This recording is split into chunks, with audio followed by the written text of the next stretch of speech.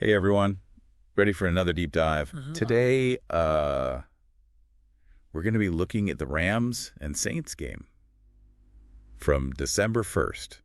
If you're listening to this, I'm sure you're as interested in this one as we are. We got some great articles to help us out today from Turf Show Times and Fox Sports. Oh, and we even peeked at the Wikipedia page. You know how that goes. Sometimes reliable, sometimes not so much. Yeah, Wikipedia can be a mixed bag for sure. But, Yeah. what's really fascinating about this game, it's not just about the Rams winning. This game was a turning point. It's a story of resilience for them and how they adapted to win. This game really shows Sean McVay's impact as a coach for the Rams. Yeah, this win was kind of a big deal for McVay too, right? Oh, absolutely. This was McVay's 76th win as head coach, which makes him the Rams' all-time leader for regular season wins. He actually just surpassed John Robinson. Wow. To do that in this league is pretty amazing, especially these days. Definitely. McVay has revolutionized the league. I mean, his offenses are so innovative. He took the Rams, who were struggling before him, and turned them into a powerhouse team. They even won a Super Bowl. And speaking of amazing, this game was a real nail-biter. It was a tale of two halves.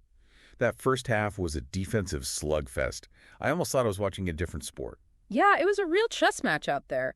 The Saints came in with a really specific game plan. They wanted to stop the Rams' offense.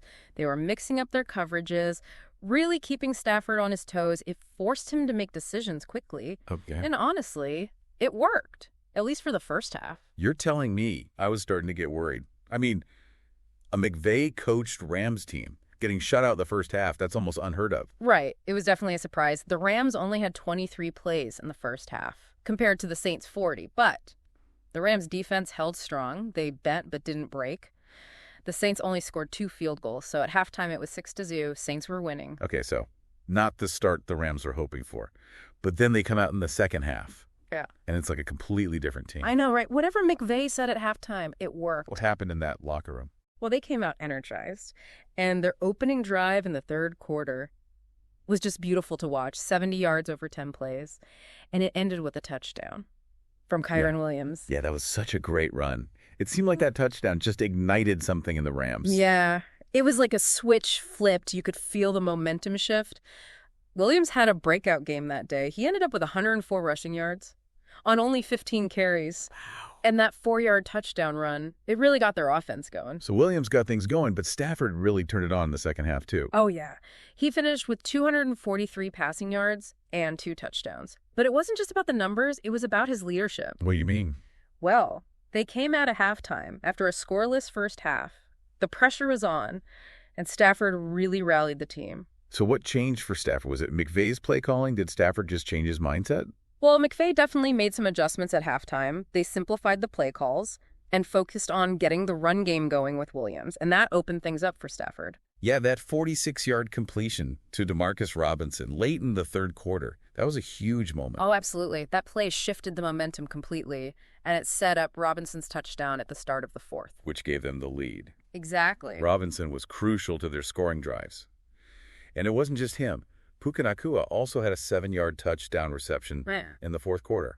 Stafford connected with Nacua, and that gave the Rams the winning edge. Yeah, Nacua had a great game. 5 receptions for 56 yards. Yeah. And that crucial touchdown. But of course, it wouldn't be a Rams game without a little drama. The Saints fought back Yeah. and tied the game at 14-14. I was on the edge of my seat. Yeah. It was a real back-and-forth battle. You could feel the tension in the stadium. Both teams were playing with so much intensity. And then Jordan Whittington returns that kick, 43 yards. And the momentum swings right back to the Rams. Talk about a game changer. Special teams plays are so important. They can really make a difference in a game. That return by Whittington gave the Rams amazing field position and set them up for that winning touchdown. And then that final defensive stand. The Saints got all the way to the Rams' 9-yard line. I thought they were going to tie it. Yeah, that was a close one. It came down to a 4th down play, and rookie Jared Verse came up huge for the Rams.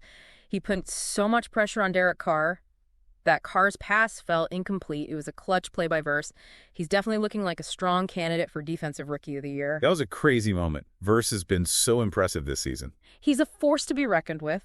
And that final play, it sealed the deal for the Rams. They beat the Saints 21-14, a game that will be remembered for a long time, not just for how exciting it was, but also for what it means for Sean McVay and the Rams franchise. It really felt like more than just a win for the Rams. It was a statement game. It showed their resilience and how they can adapt. And of course, It secured McVay's place in Rams history. Mm. What do you think makes McVay so different from other coaches? What's his secret? Well, that's the million-dollar question, right? I think it's a combination of things. He's got these innovative offensive schemes. He's really good at adapting his game plan. And I think most importantly, he knows how to connect with his players and create a winning culture. You mentioned his offensive schemes. What makes them so unique? Well, they're known for being creative and unpredictable. He uses a ton of different formations and personnel groupings, and he's always using pre-snap motions. He's really good at disguising plays. It often looks like one thing. Then when the ball is snapped, it turns out to be something completely different. So he's like playing 4D chess out there. Yeah, something like that.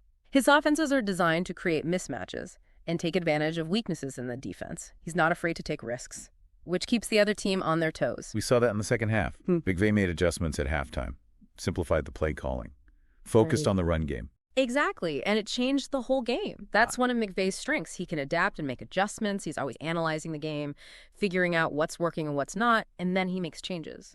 And we can't forget how he interacts with his players. He seems to have a really good relationship with them. It feels like more than just a typical coach-player relationship. Oh, yeah, for sure. That's so important. Coaching isn't just about the plays. It's about building relationships, motivating your players, creating the right environment. McVay's really good at that. So McVay's impact on the Rams has been huge. But how does he compare to John Robinson, the coach whose record he just broke? It's an interesting comparison.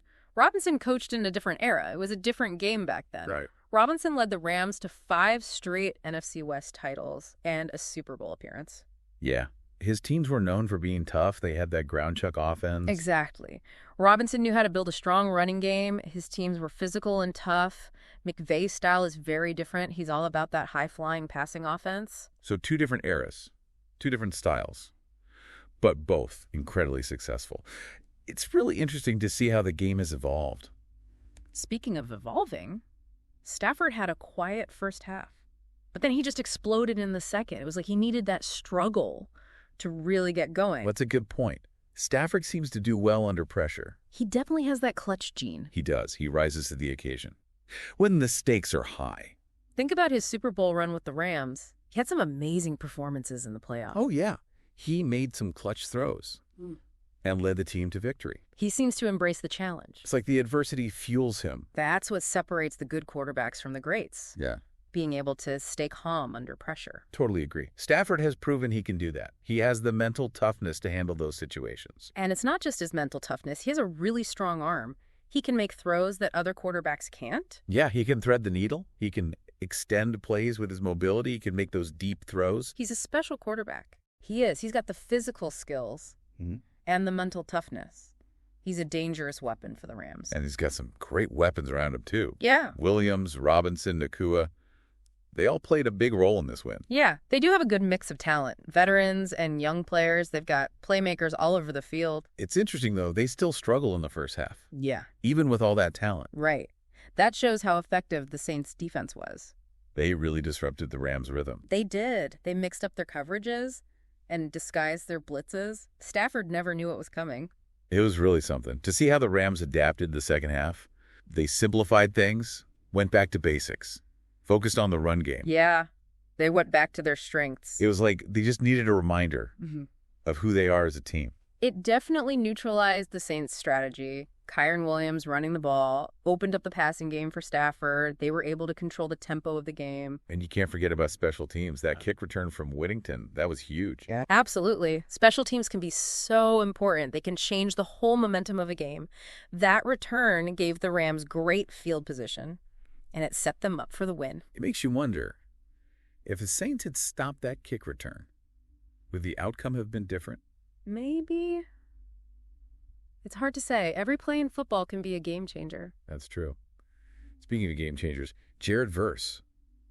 That final defensive stand, the pressure he put on Carr, that was incredible. Verse has been amazing this season. He was a rookie coming into this season, and he's already making a huge impact. He's a real disruptor on that defensive line. So this win was big for the Rams. They're 6-6 now. Their playoff hopes are still alive.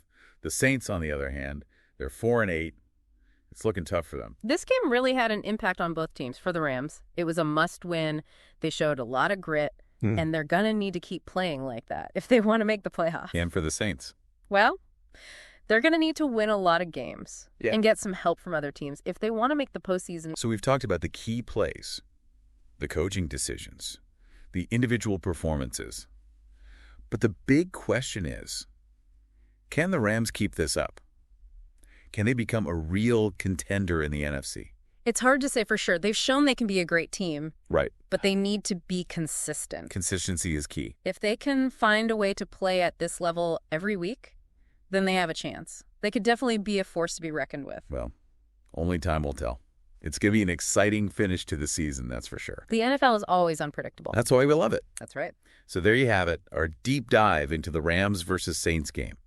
But don't let the conversation end here. Go do some more research. Learn more about Kyren Williams or Jared Verse. Maybe even dive into the history of the Rams and compare McVay to John Robinson. There's always more to discover. So keep diving, and we'll catch you on the next one. Today is your lucky day.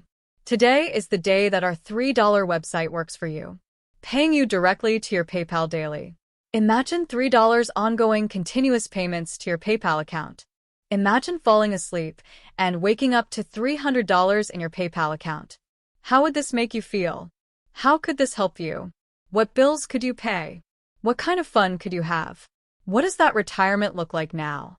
All for a one-time payment of $3. This website is DFY done for you, fully built and completely hosted, and never stops collecting payments for you. You have spent $3 on coffee on a regular, but that coffee won't help you create multiple streams of income. Click the link below.